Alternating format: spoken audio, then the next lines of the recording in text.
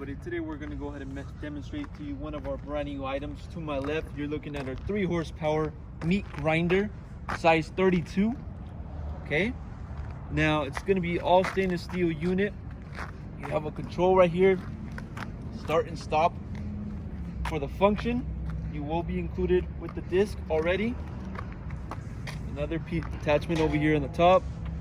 Okay, now your other attachment, your other disc is going to be there as well. So you have 2 discs and your attachment over there.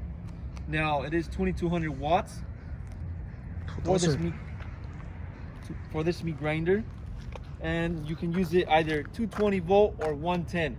Okay, so simply you're going to place your meat over here, obviously on the top. You can use it with meat, chicken, and you can use it with chicken that has bone or meat that has bone. Okay, so it's heavy duty meat grinder, 3 horsepower as we mentioned.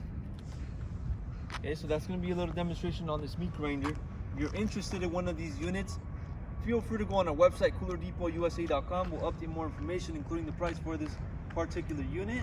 If you have any other questions regarding this meat grinder, you can also give us a call. We'll help you guys out. Thank you for watching.